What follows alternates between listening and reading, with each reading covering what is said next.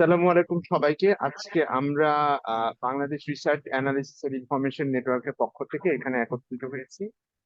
আমাদের 2024 সালে যে রক্তাক্ত জুলাই অভ্যুত্থান হয়েছিল আর এক বছর পূর্তি সামনে, আমরা সেই এক বছর পূর্তিকে সামনে রেখে আমাদের প্রায় এক বছরের যে যাত্রাটা কেমন গেল বাংলাদেশের, সেটার আমাদের গভর্নেন্স সিচুয়েশনটার একটা ওভারভিউ করার জন্য আমরা এখানে বসেছি। আমাদের সঙ্গে আজকে আছেন বিশিষ্ট রাজনৈতিক বিশ্লেষক এবং social media activist doctor Zahidur Rahman, এবং বিশিষ্ট রাষ্ট্রবিজ্ঞানী জনাব শফিকুর রহমান, এবং ইন্টারন্যাশনাল মনিটারি ফান্ডের ম্যাক্রো ইকোনমিস্ট জনাব জ্যোতি রহমান।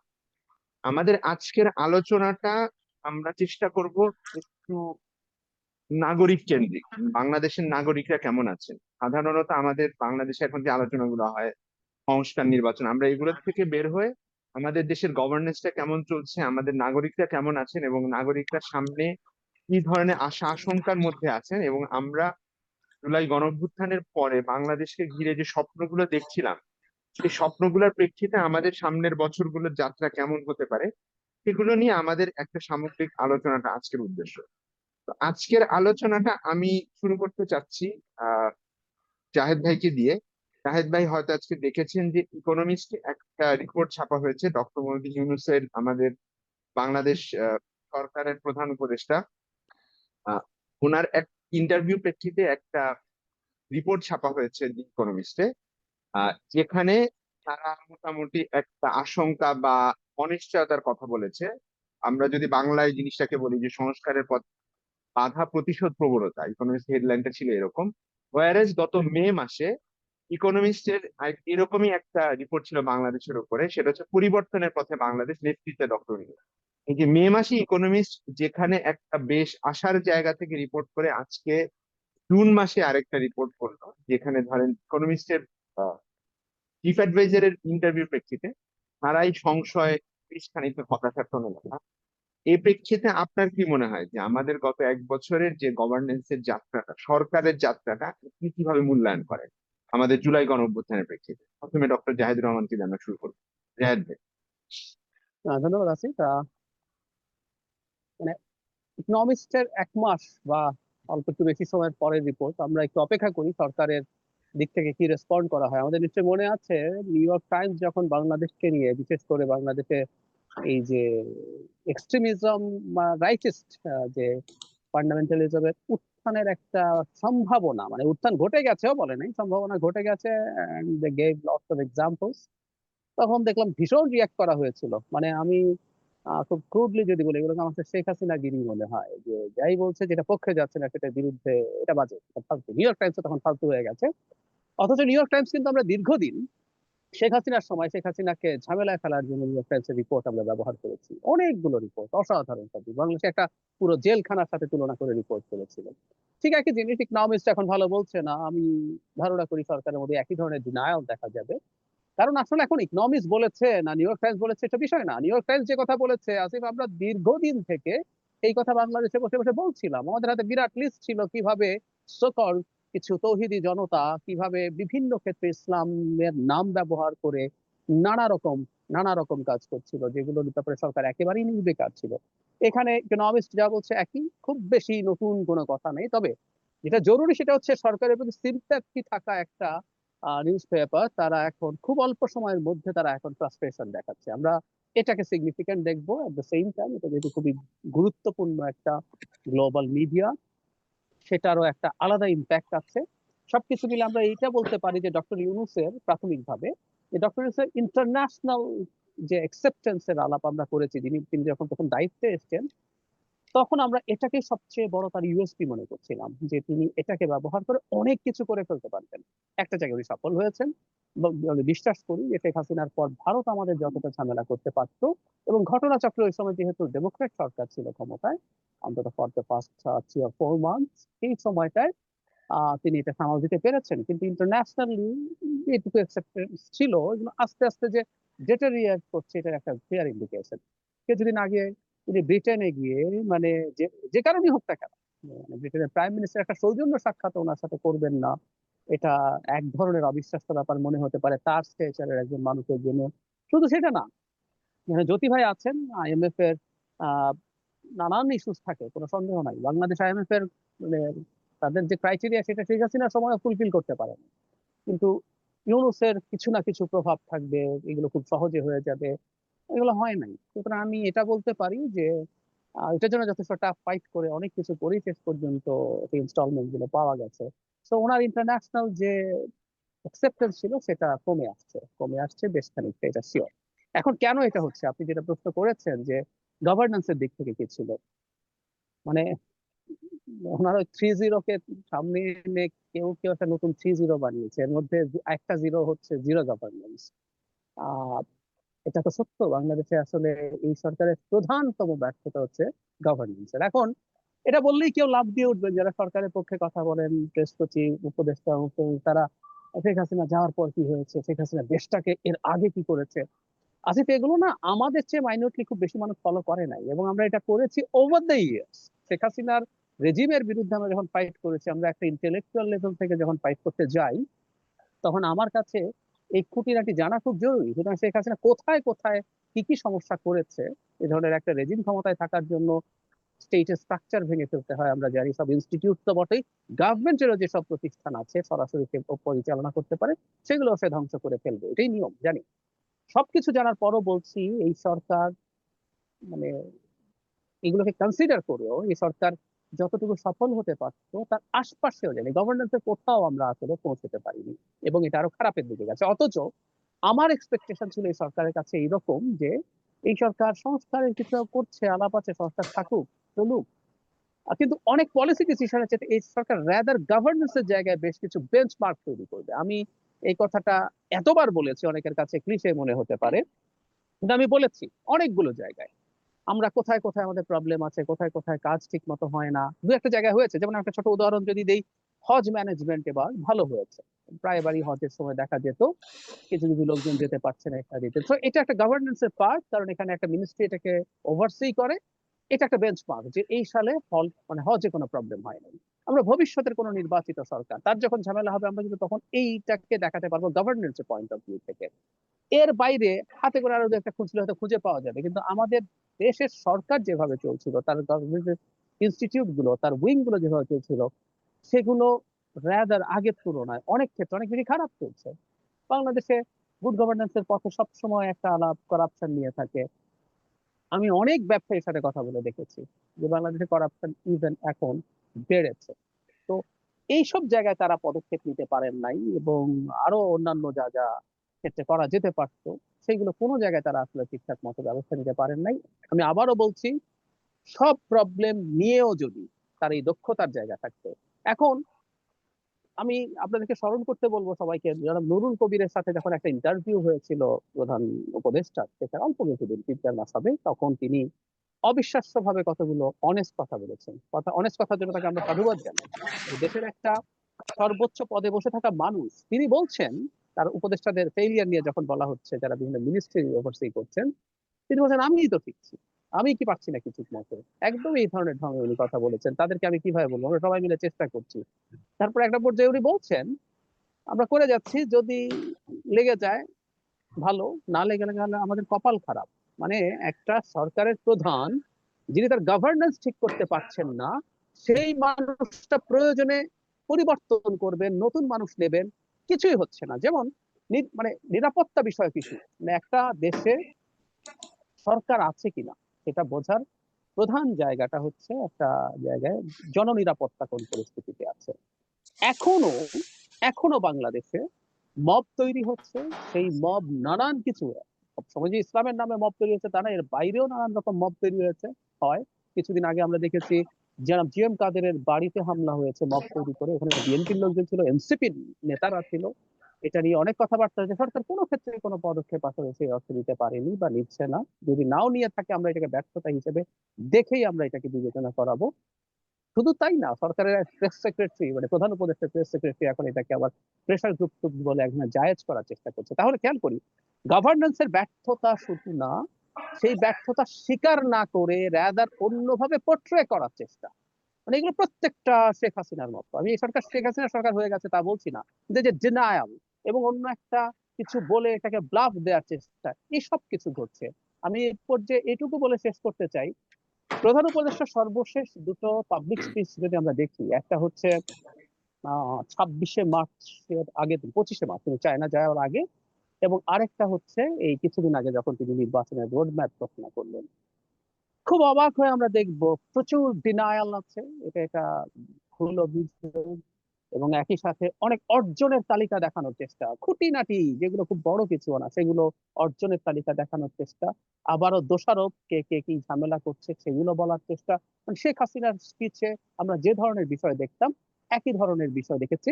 অবশ্যই শেখ হাসিনা অনেক একটা বাজে অ্যারোগেন্ট ভাষায় না, প্রধান উপদেষ্টা অত্যন্ত সফট এবং সোভার মার্জিত ভাষায় কথা বলে, কিন্তু লাস্ট যে স্পিচ তাতেও একটা ভয়ঙ্কর আলামত আমরা দেখতে পেরেছি। তার স্ট্যান্ডার্ডে এটা আসলে খুবই খুবই আহ একসেপ্টেবল না।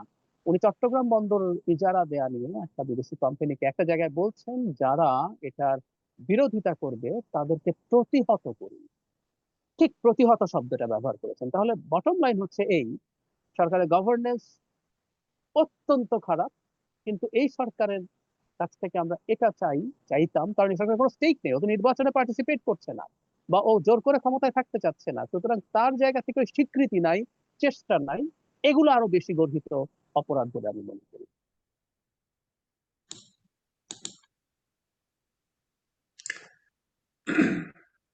ধন্যবাদ জায়েদ ভাই। আমরা এই পর্যায়ে একটু শফিক ভাইয়ের কাছে যাব। শফিক ভাইয়ের কাছে আমার জিজ্ঞাসা হচ্ছে, আমরা জানি শফিক ভাই নিজেও সবসময় বলেন যে এই সরকারের প্রতি ওনার একটু দুর্বলতা আছে এখনো।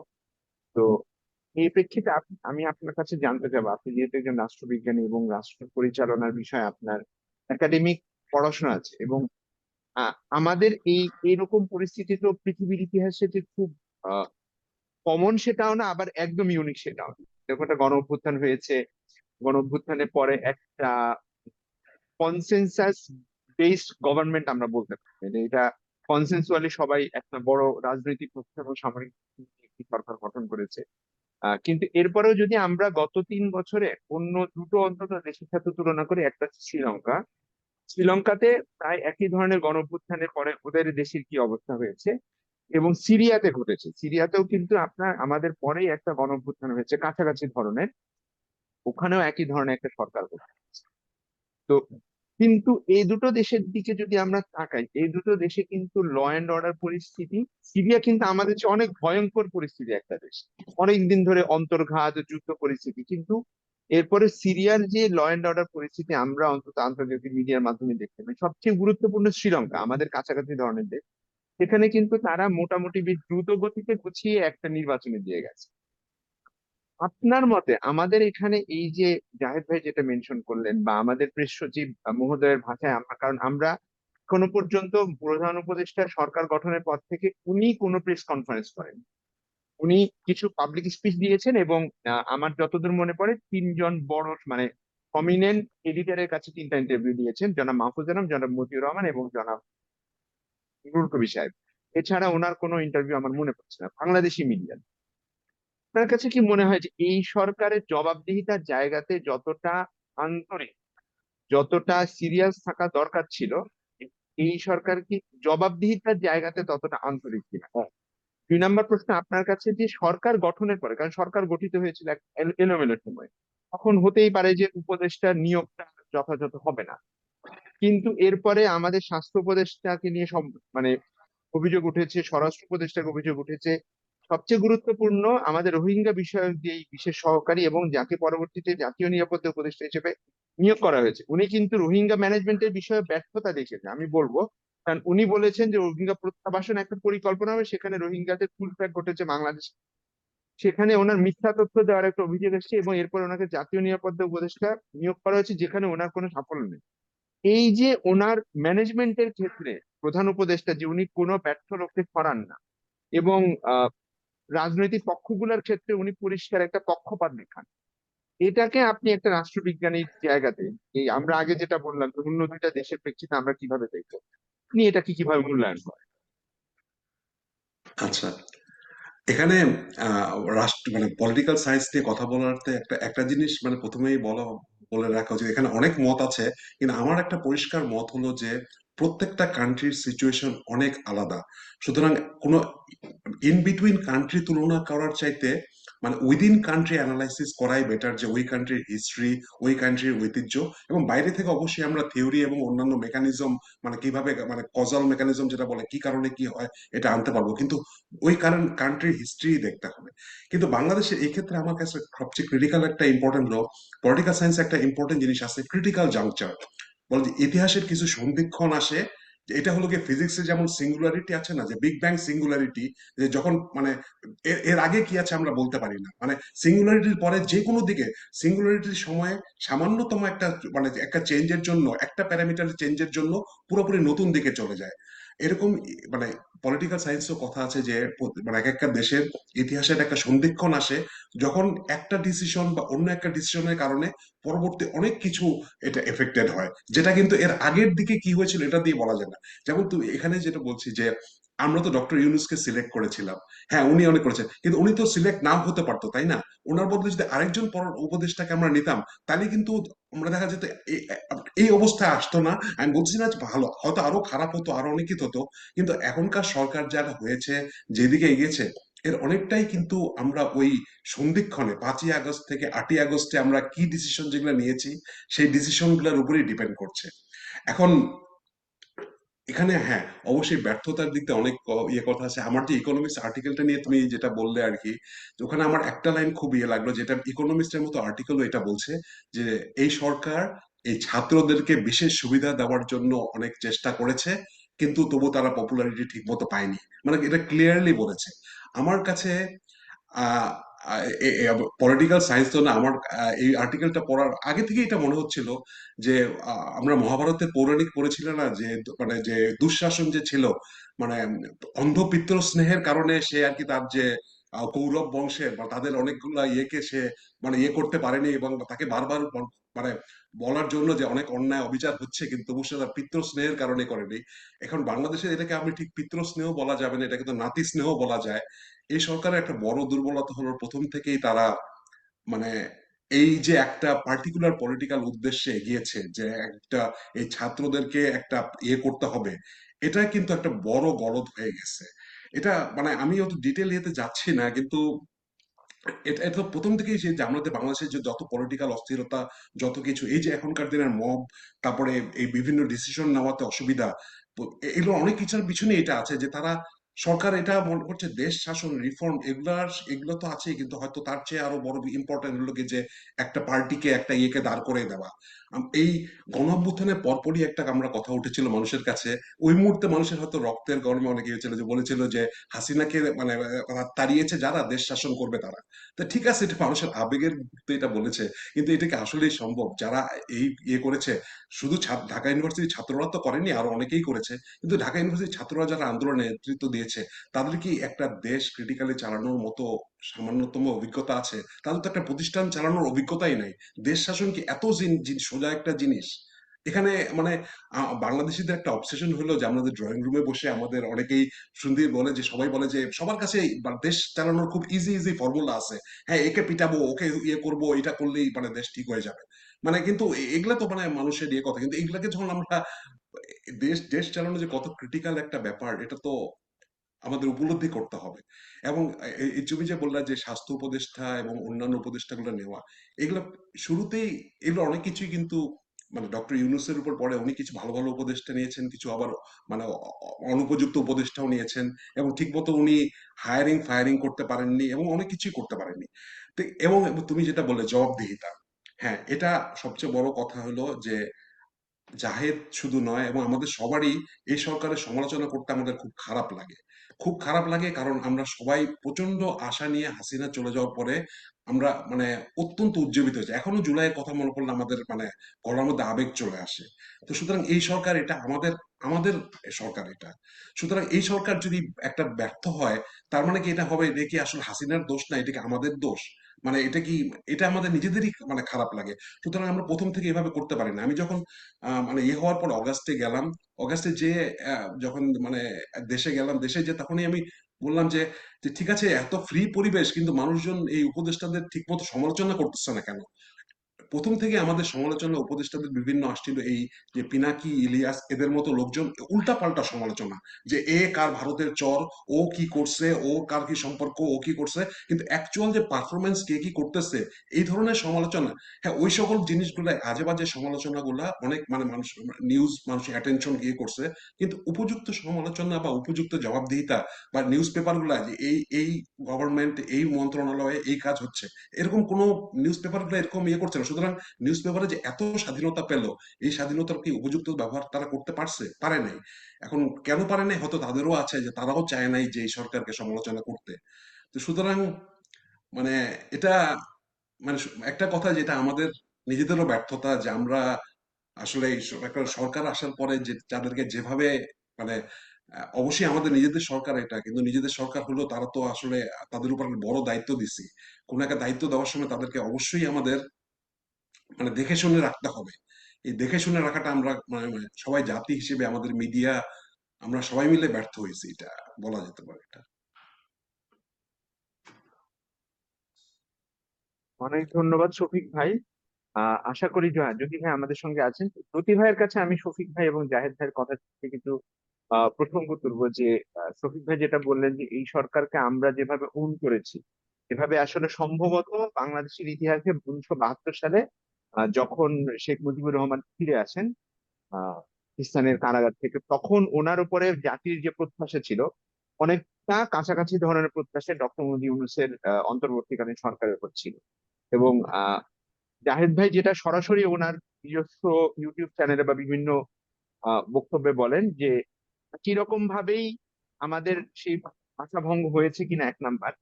দুই নাম্বারটা হচ্ছে এই যে ধরেন আমরা অনেক সময় ওনারা কিন্তু বলেন যে ওনাদের বিভিন্ন ধরনের সীমাবদ্ধতা আছে। আওয়ামী লীগের বা হাসিনা সরকারের যে লিগেসি ওনারা নিয়ে বেড়াচ্ছেন, সেগুলোর কারণে ওনাদের চ্যালেঞ্জ আছে। কিন্তু বেশ কিছু জায়গা আছে, যেমন আপনার মনে আছে কিনা যে চক্ষু হাসপাতালে তথাকথিত সমন্বয়কদের একটা গ্রুপ চক্ষু হাসপাতাল দখল করে বসে আছে। আপনার এখনো পর্যন্ত আমরা আজকে একটা জায়গাতে দেখলাম, কুমিল্লাতে একজনের লেখায় আমি পেলাম যে কুমিল্লাতে সম্প্রতি একটা বিজয় মিছিলে যোগ দেওয়া একটা ছেলে অসুস্থ হয়ে মারা গিয়েছিল। ওর শরীরে গুলি বা আঘাতের কোনো চিহ্ন পাওয়া যায়নি, কিন্তু ছাত্র সমন্বয়করা তার ভাইকে টাকা দিয়ে সহায়তা করে তাকে শহীদ দেখিয়ে 5 লাখ টাকা চেক এবং জুলাই ফাউন্ডেশন থেকে 5 লাখ টাকা চেক দেওয়া হয়েছে। যদিও সে কিন্তু গুলি খেয়ে শহীদ হয় না।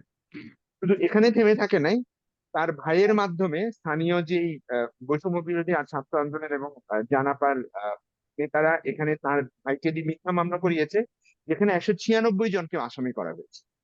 এই ঘটনাটা কিন্তু আপনার সেই জুলাই থেকে এখনো পর্যন্ত চলছে, এবং আমরা দেখছি বিভিন্ন সরকারি অফিসে, মাত্র একজন দুইজন হয়তো দুদক পর্যন্ত, বিভিন্ন সরকারি অফিসে তরুণদেরকে যে আপনার জবাবদিহিতাহীন ভাবে এঙ্গেজ করা হয়েছে।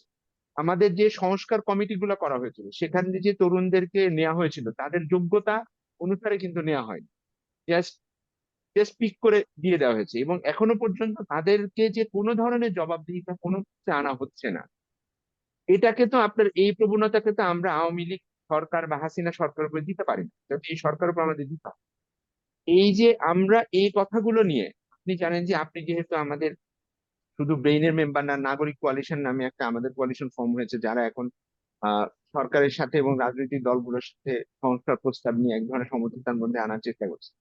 কিন্তু আমার প্রশ্নটা হচ্ছে যে আমাদের কিন্তু বর্তমান সরকারকে জবাবদিহিতার মধ্যে রাখতে হবে। আমাদের সিভিল সোসাইটি কি আবারও ফেল করছে?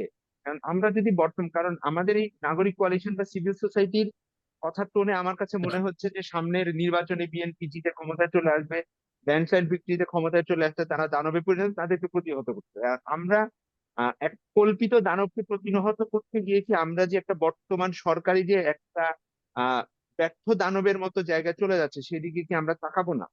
সিভিল সোসাইটির রোলটা আপনি এখানে কিভাবে মূল্যায়ন করেন? সিভিল সোসাইটি কি এখানে আমাদের আবারও ব্যর্থ হচ্ছে? গত 15 বছর আমরা যেভাবে ব্যর্থ হয়েছি, আমরা কি আবারও ব্যর্থ হতে চলেছি? এই বিষয়ে আপনি জ্যোতি রহমান যদি একটু ফোকাস। Thank you Asif. সালাম আলাইকুম সবাই।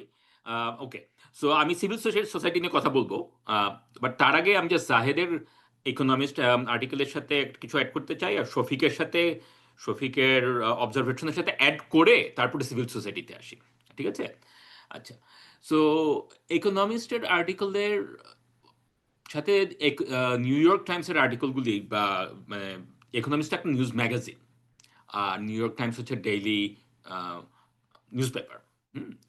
সো একটা ইন্টারেস্টিং তফাৎ মানে বাংলাদেশ নিয়ে না, যে কোনো ইয়েতেই আর কি, যে আহ, যে নিউজ পেপারের আর্টিকেল যেগুলি হয় সেগুলিতে অন দ্য গ্রাউন্ড রিপোর্টিং অনেক বেশি হয়। সো নিউ ইয়র্ক টাইমসের আর্টিকেলটা যেরকম আর কি, যে প্রচুর স্পেসিফিক ইনসিডেন্টস করে করে দেখাচ্ছিল, যেরকম যে এখানে মেয়েদের ফুটবল খেলা বন্ধ করে দেওয়া হয়েছে, অমুকখানে ওইটা হয়েছে, মাজার ভাঙা হয়েছে, etcetera etcetera.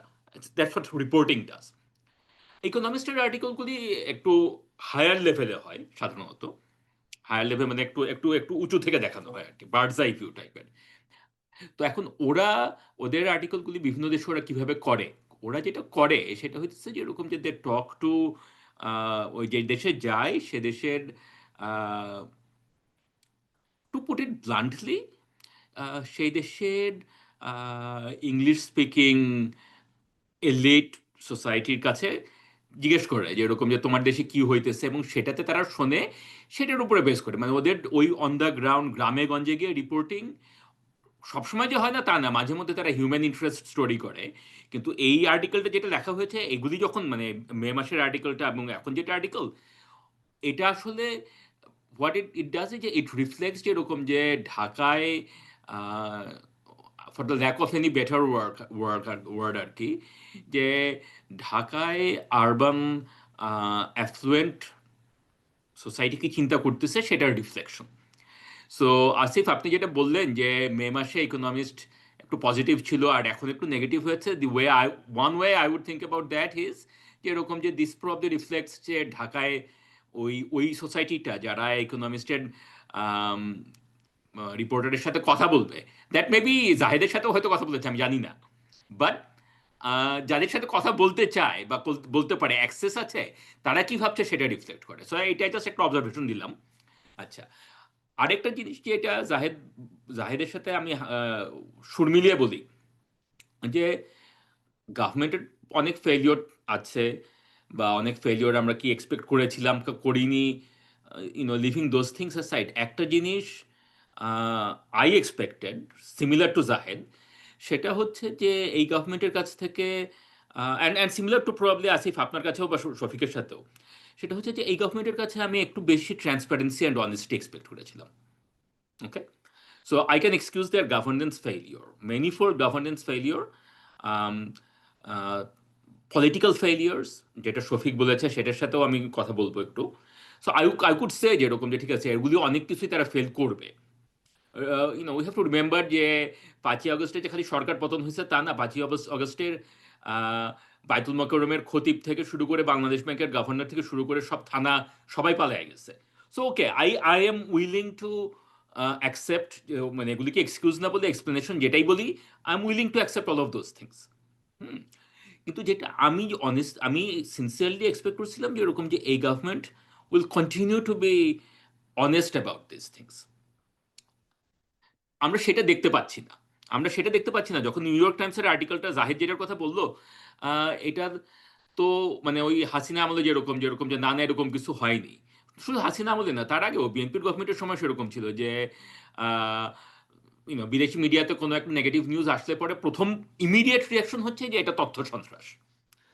Okay, to its credit, former BNP government eventually came around and said যে ওরকম যে ঠিক আছে না, আমাদের আসলেই প্রবলেম হচ্ছে, আমাদের আসলেই আর্লি 2000s-এ একটা ইসলামিক টেরোরিজম বা জিহাদি টেরোরিজমের রাইজ শুরু হয়েছিল। So they accepted that and they turned their tune. এটা এখন আমরা বলতে পারি যে এরকম যে তারা সেটা করতে বাধ্য হয়েছিল because the situation got out of hand. Okay, তারা ওই রকম অবস্থা খারাপ হওয়ার পরে বাধ্য হয়েছিল। হাসিনা তো খুবই খারাপ, আমরা মানলাম। বিএনপি গভর্নমেন্ট যেটা ছিল প্রথমে ডিনাই করলো, তারপরে সিচুয়েশন যখন এনাফ খারাপ হলো তখন বাধ্য হলো। এই সরকারের কাছে তো আমাদের এক্সপেকটেশন ছিল, অ্যাটলিস্ট আমার এক্সপেকটেশন ছিল যে ওরা বিএনপি থেকে বেটার হবে, তারা ডিনাই করবে না। যেখানে আমরা সবাই জানি, আমরা যারা দেশে আপনারা আছেন বা আমরা যারা দেশে যাওয়া আসায় আছি, যোগাযোগ রাখি, আমরা সবাই যেখানে জানি যেসব ইনসিডেন্টসের কথা নিউ ইয়র্ক টাইমসের আর্টিকেলে এসেছিল, this were all reported in Bangladesh. কিন্তু গভর্নমেন্টের প্রথমে এটা হলো যে এরকম যে না, নিউ ইয়র্ক টাইমস যতখানি দেখেছে আসলে অবস্থা তো খারাপ না, জিনিসটা অত ইয়ে না, হ্যাঁ, এখানে এটা হয়তো মোটিভেটেড রিজনিং হচ্ছে, ফ্যাসিস্টরা এটা চক্রান্ত করে ইয়ে করতেছে, এই টাইপের কথাবার্তা। হুম? আমি জানি না যে আপনার শফিকুল আলম ভাই ইকোনমিস্টের আর্টিকেলটা নিয়ে কি বলবে, right? I don't know, but I would like to, I would, I sincerely hope that এরকম যদি would be honest about this things, they would acknowledge. So ওই সেন্সে ইউনুস সাহেব যদি নুরুল কবির সাহেবকে যেভাবে বলছিলেন যে এরকম যে আমরা আসলে পারছি না, I would rather appreciate that honesty, যে আমরা পারতেছি না। ওকে, সো এটা গেল প্রথম কথা। আচ্ছা, সেকেন্ড কথাটা হচ্ছে যে শফিক যেটা বললো যে পলিটিক্যাল ইয়েটা আর কি, that is an interesting point যে 5ই আগস্টের পরে আমরা ইউনুস সাহেবকে বললাম যেরকম যে আপনি সরকার গঠন করেন। এখন আমরাটা কারা? আমরাটা তো আসলে, আমিও তো ওখানে ছিলাম না, আসিফ, আমরা আমরা চারজন তো ওখানে ছিলাম না in in the in the corridors of power, right? So আমরাটা এখানে বেসিক্যালি ছিল কারা? আমরাটা ছিল হচ্ছে যেরকম যে স্টুডেন্ট আপরাইজিং যারা লিড করেছে তাদের একটা অংশ, the core, nucleus, আমরা যেভাবেই নাম দেই, that has gone on to become NCP. ওখানে ছিল army, because they facilitate the whole transition, এবং ওখানে ছিল আদার পলিটিক্যাল পার্টিজ। সো এখানে তো আসলে আমরা বলতে তো সেভাবে মানে আহ, জনগণ তো ইজ এ মানে বায়োবিও একটা শব্দ, তাই না? এখানে real politic was that like people who got to Ganabhaban first, army and large political parties, যার মধ্যে বিএনপি এবং জামাত। So they gave Yunus and they a carte blanche. যেরকম ঠিক আছে, you are the only individual যেটা সমাজের বা যে জুলাই আপরাইজিং এর পক্ষে আমরা যে চারজন শক্তি ছিলাম, আমাদের সবার কাছে অ্যাকসেপ্টেবল। আমরা জাতীয় সরকার চাই না, বিএনপি সেটা ক্লিয়ারলি বলেছে যে এরকম যে they don't want to be part of an unelected national government. So Yunus was there. So এখন যদি ইউনুস সাহেব চান যে তিনি ছাত্রদের সাথে মিলে এনসিপি একটা নতুন দল করবে এবং সেটাকে প্যাট্রোনাইজ করবে, that was baked in the cake ওই 3 দিনের ওই 72 আওয়ার্সের নেগোসিয়েশনের মধ্যেই। তারা যদি সেটা করতে না পারে, that's a political failure. Hmm, তো that's how I would put it. আচ্ছা, আহ, এখন কামিং ব্যাক টু আসিফ, আপনার আসল প্রশ্ন আমার কাছে যেটা, যেরকম যে নাগরিক, সিভিল সোসাইটি, নাগরিক সমাজ, আমরা আমরা কি ফেল করব আবার? এখন এখানে আই সি দ্যাট যে আসলে আমরা কিন্তু একটা আমাদের হাসিনার আমলে নাগরিক সমাজ ওয়াজ completely delegitimized with the exception of very few individuals such as Zahid himself, হ্যাঁ, বা এরকম আরো কয়েকজন যারা দেশের ভিতরে জেনুইন ডিসিডেন্ট ভয়েস ছিল, তাদের কথা তো এবং এরকম যারা আছেন, জাহেদ অথবা নুরুল করিম সাহেব বা নুরুল কবির সাহেব বা এরকম কয়েকজন, এদেরকে কিন্তু আমরা হাতের আঙ্গুলে গুনে ধরতে পারবো। এর বাইরে কিন্তু আসলে নাগরিক সমাজ বলতে যেটা বোঝানো যায় যে people who are non partisan but political. ঠিক আছে, আমি কোনো রাজনৈতিক দল করব না, কিন্তু আমার পলিটিক্যাল ভিউজ আছে এবং আমার পলিটিক্যাল ভিউজটা সরকারের পক্ষে বা বিপক্ষে না, একটা কোনো পার্টিকুলার মানে সিটিজেন্স রাইটস বা এই ধরনের পার্সপেক্টিভ থেকে, এবং সেটাতে যারা সরকারে আছে তাদের যেসব ভুলভ্রান্তি হবে সেগুলিকে চ্যালেঞ্জ করা without necessarily being part of a formal opposition party. এরকম কিছু কিন্তু হাসিনা আসার পরে গ্র্যাজুয়ালি এবং 2013-র পরে কমপ্লিটলি মানে ছিল না। কিছু এগেইন সরি মানে জ্যোতি ভাই, তাহিদের মতো কিছু একটু ইন্ডিভিজুয়াল ছিল। ইন্টারাপ্ট করি। জি। হুম, না জ্যোতি ভাই, একটু ইন্টারাপ্ট করি। হাসিনার হুম, সময় কিন্তু এটা শুধু ছিল না সেটা না, বরং সিভিল সোসাইটি কিন্তু ন্যারেটিভ উৎপাদন করেছে সিনার এটাকে রাইট। ফ্যাসিলিটেট করার জন্য। এবং দেখা গেছে যে বিরোধী যেই দলগুলো ছিল তাদেরকে ভিলিফাই করা হয়েছে, মানে ম্যাস পিপলের কাছে তাদেরকে ভিলেন হিসেবে দেখিয়েছে, এবং সরকারের যে মূল ত্রুটিগুলো ছিল সেগুলো আড়ালও করেছে। সুতরাং এখানে কিন্তু তখন সিভিল সোসাইটি শুধু, মানে এখন অনেকে বলে যে আমরা ভয় পেতাম, কিন্তু আমরা যদি আসলে পেছনে তাকে, তারা শুধু ভয় পেতেন তা না, তারা কিন্তু লোভেও পড়েছে। তারা অ্যাবসলিউটলি। অনেকে অনেক কিছুর ভাগ নিয়েছেন, অনেক কিছুর সাথে অংশীদার হয়েছে। আমার প্রশ্নটা কিন্তু ওই জায়গায় ছিল, এখনো কি ওই প্রবণতা আপনি দেখতে পান, যে লোভী হওয়ার অ্যাবসলিউটলি। প্রবণতা? হ্যাঁ, আমি সেটাতেই আসছিলাম যে যদি ভয় পেত, খালি ভয়ে হতো যে এরকম যে দেখেন আমার সাহস নাই, হ্যাঁ, আমি একটা বিজনেস চালাই, অথবা আমি একটা চাকরি করি, অথবা আমি ইউনিভার্সিটিতে পড়াই, আমার ফ্যামিলি আছে, সো আমার সাহস নাই হাসিনার বিরুদ্ধে কথা বলার, that would be one thing. সেটাতে আপনি মানে অ্যাটলিস্ট আমি সেটাকে মোরালি কোয়েশ্চেন করব না, ওকে, বিকজ আমাদের একদম ইন্ডিভিজুয়াল লেভেলে we all have to make decisions. হ্যাঁ, সো অনেকে যদি খালি ওই ভয়টাই যদি একটা জিনিস হতো যে এরকম যে হাসিনা একটা ব্রুটাল রেজিম ছিল এবং সেই ব্রুটালিটিতে যেখানে গুম হয়ে যেত। আমি যখন দেখলাম যে আমার বন্ধু মুবাশশির হাসানকে গুম করে ফেললো, তখন হয়তো আমার সে কথা, হ্যাঁ মানে ওই ওকে নিয়ে গেছে, আমাকেও তো নিতে পারে, আমার হয়তো সাহস নাই কথা বলার, আই উড এক্সকিউজ দ্যাট। কিন্তু আসিফ আপনি যেটা বললেন, it was not like that for many people, for many people, university teachers, NGO NGO যারা চালাতেন, আহ, অথবা অন্য নন প্রফিট অর্গানাইজেশনে ছিলেন, নারী নেতৃত্বে যারা ছিলেন, শ্রমিক আন্দোলনে যারা ছিলেন, পরিবেশ আন্দোলনে যারা ছিলেন, they all collaborated with that Hasina regime. সবাই না, বাট বাই অ্যান্ড লার্জ অনেকে। ওকে, সো সেই জন্য ওই পুরোনো সিভিল সোসাইটি যেটা ছিল, they are morally compromised. Okay, and many of them have actually, to their credit, জুলাইয়ে যখন আপরাইজিং শুরু হয়, they left Hasina and they joined, and many of them জুলাইয়ের পরে they have owned up to their past deeds and said যেরকম যে হ্যাঁ আমরা কম্প্রোমাইজ করেছিলাম, কোলাবোরেট করেছিলাম, and and we have learned our lesson. Okay, ঠিক আছে।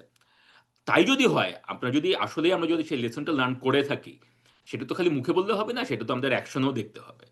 সো সেই অ্যাকশনটাতে one of my things would be যেরকম যে ঠিক আছে, আমরা যখন এই কারেন্ট গভর্নমেন্টে, যেখানে আমাদের বন্ধু বান্ধব অনেকেই আছেন, তাদেরকে আমরা যদি সমালোচনা না করতে পারি, এবং সমালোচনাটা যদি আমি স্পেসিফিক্যালি বলতে না পারি যেরকম যে এই জিনিসটা আমি আপনার কাছে এক্সপেক্ট করছিলাম এবং এই জিনিসটা আপনারা করতে পারতেছেন না, এটা যদি আমি না করতে পারি, তাহলে পরে তো সেই মোরাল কোয়েশ্চেন মার্কটা থেকেই যায়, তাই না?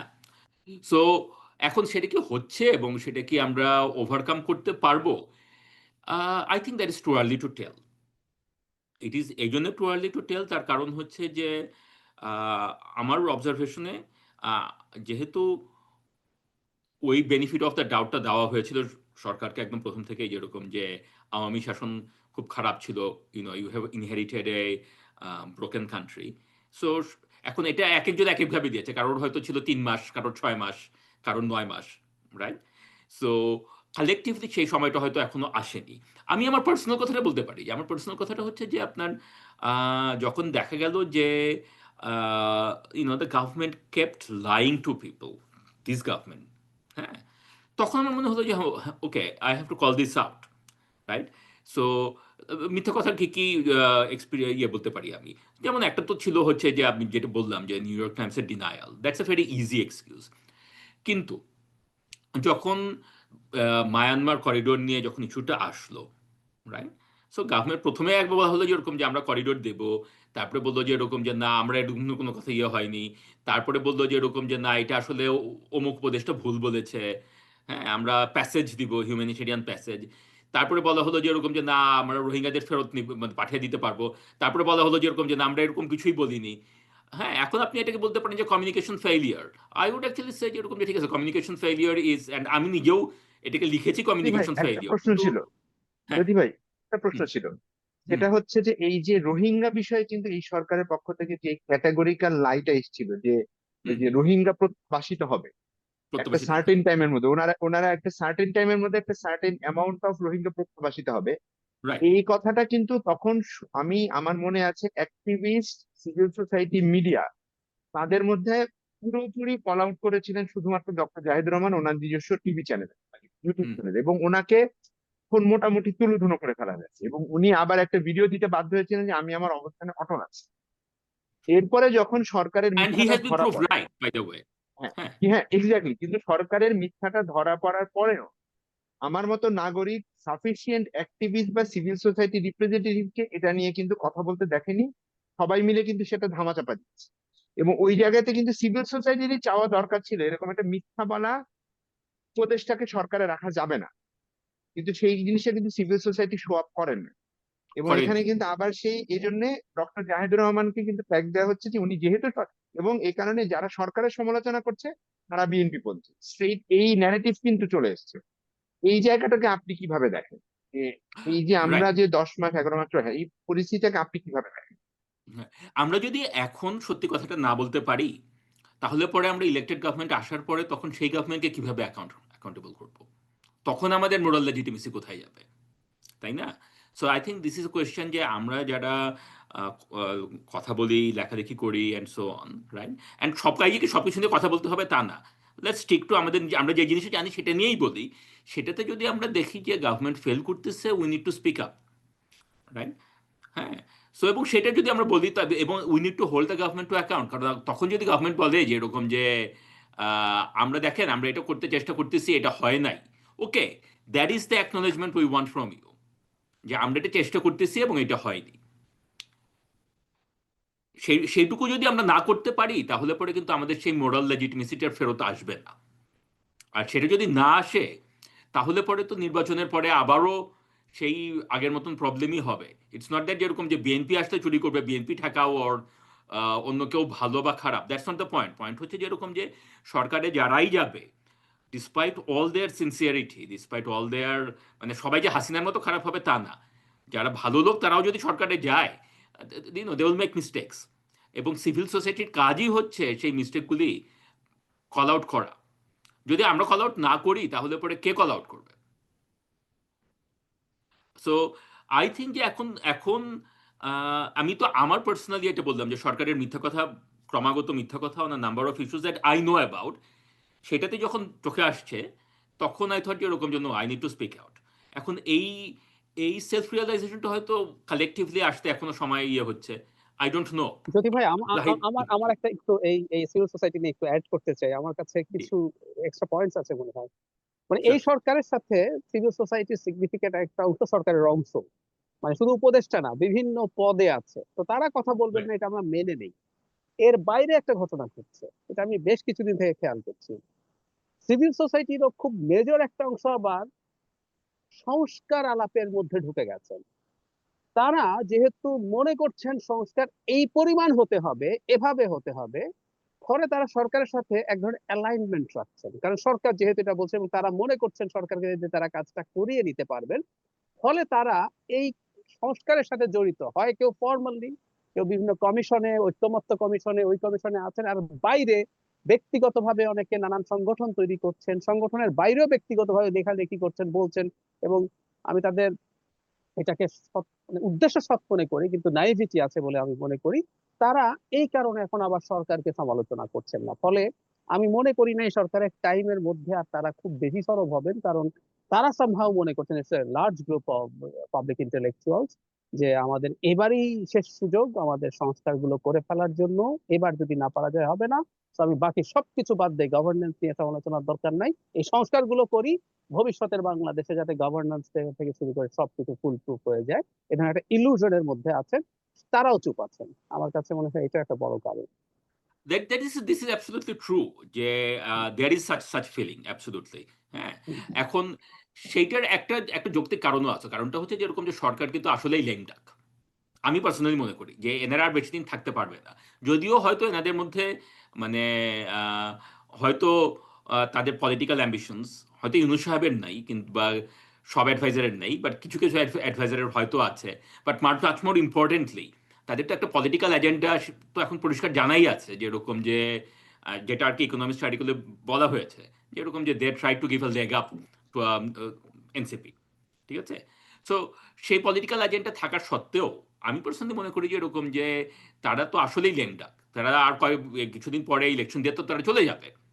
সো ওইটা যদি হয় তো তাহলে পরে এখন আমি কতক্ষণ মানে আমি আমি আমি নিজের কথা বলছি না, কালেকটিভলি কালেকটিভলি একটা একটা আসতেই পারে আর কি, যেরকম যে ঠিক আছে এদেরকে এদের পিছনে প্রতিবাদ করে বা করে কথা বলে আর কি লাভ, আই হোল্ড মাই কার্ড। সেটার সাথে একটা রিলেটেড হচ্ছে যে এরকম যে আম, দেখি তারপরে কি হয়, সেই টাইপের জিনিস। হ্যাঁ, I am not defending any of those, but I am explaining যেরকম যে এই ধরনের একটা সেন্স ডেফিনেটলি কালেকটিভলি আছে। এবং এটা খুব ডেঞ্জারাস একটা জিনিস, তার কারণ হচ্ছে যে আপনার ওই মোরাল লেজিটিমেসিটা তো তখন থাকবে না। কালকে বিএনপি আসার পরে যখন বিএনপি যদি কিছু করে, ভুল করে, এন্ড সেটা নিয়ে আমি বলতে যাই যেরকম যে তোমরা যেটা ভুল করতেছো, তখন কিন্তু ওই প্রশ্নটা আসবে এরকম, তো তুমি 15 বছর হাসিনার সাথে কিছু বলো নাই, তখন তুমি একবার দালালি করছো, তারপরে এসে মাফ চাইছো, তারপরে ইউনুস সাহেবকে কিছু বলো নাই, এখন আমাকে বলতে আসছো আমি কেন তোমার কথা শুনবো? So that is actually very dangerous thing. হ্যাঁ, আমি যদি এটা মনেও করি যে এই ইন্টারিম গভর্নমেন্টকে নিয়ে বেশি প্রশ্ন করে আর লাভ কি, এরা চলে যাবে, যেটা আমি মনে করি যে আসলে এরা চলে যাবে, তারপরেও প্রশ্ন করা উচিত এই জন্যেই যাতে করে আমার ক্রেডিবিলিটিটা থাকে। If I loose my credibility, তখন কালকে একটা ইলেক্টেড গভর্নমেন্ট আমার কথা শুনবে কেন? আর আমাদের এক্স্যাক্টলি। কারোর কথা যদি ইলেক্টেড গভর্নমেন্ট না শোনে, তাহলে তো সেই ইলেক্টেড গভর্নমেন্ট আবার ওই হাসিনার পথেই যাবে, সেটা এবং তারেক এখানে একটু রহমান যোগ সাহেব করি যত জ্যোতি ভালো ভাই, লোকই হোক যেটা ওই পথেই যাবে।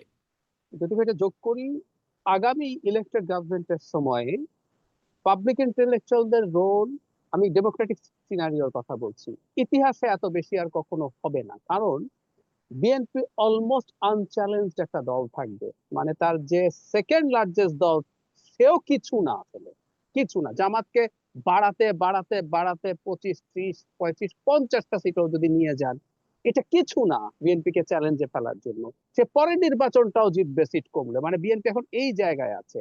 সেরকম একটা সরকারকে ট্র্যাকে রাখার জন্য সিভিল সোসাইটি, মিডিয়া, এরকম চেকস অ্যান্ড ব্যালেন্স গুলো, অবশ্যই স্টেটের গুলো আছে, কিন্তু এর বাইরে আমরা যেহেতু সিভিল সোসাইটি নিয়ে আলাপ করছি, এই রকম গুরুত্বপূর্ণ পরিস্থিতি আগে আর কখনো ছিল না। এবং আপনি রাইটলি বলছেন, তারা যদি ক্রেডিবিলিটি হারিয়ে ফেলে, সেখানে তো আসলে আর এটা কাজ করবে না, খুবই রিস্কি এটা। ক্রেডিবিলিটি হারিয়ে ফেলে না, আমাদের কালেকটিভলি ক্রেডিবিলিটি অলরেডি জিরোর নিচে। কারণ ছিল, আমরা হ্যাঁ হ্যাঁ, হাসিনার সাথে, মানে ইন্ডিভিজুয়ালি না বাট কালেকটিভলি তো আমরা হাসিনার সাথে কম্প্রোমাইজ ছিলাম, কম্প্রোমাইজ করেছি এবং কম্প্রোমাইজ হয়েছি। সো আমাদের ক্রেডিবিলিটি অলরেডি জিরোর নিচে, আমরা যদি সেটা পুনরুদ্ধার না করতে পারি তাহলে পরে তো হবে না। সো সেই সেন্সে আমার মনে হয় যে এরকম, যে যারা ওইটা মনে করছে যে এরকম যে সরকারের সমালোচনা করে দরকার নাই, এটা চলে যাবে, চলে গেলে পরেও যেখানে আমি গ্লেয়ারিং প্রবলেমস দেখতে পাই সেগুলি বলা উচিত। ধন্যবাদ জ্যোতি ভাই। এবার আমি যেতে চাই একটু জাহেদ ভাইয়ের কাছে আমি যাব আসলে কয়েকটা দিকে। একটা হচ্ছে যে শফিক ভাই এবং জ্যোতি ভাই যে বিষয়গুলো নিয়ে কথা বলেছেন সেই বিষয়ে আপনার যদি কিছু বলার থাকে, বিশেষ করে সিভিল সোসাইটি নিয়ে যদি আপনার আরো কিছু বলার থাকে, কারণ আমি একটা জিনিস লক্ষ্য করেছি, সরকার যে সংস্কার কমিশন গুলো গঠন করেছেন, এই সংস্কার কমিশন গুলোতে যে সদস্যরা ছিলেন তার মধ্যে আপনি এবং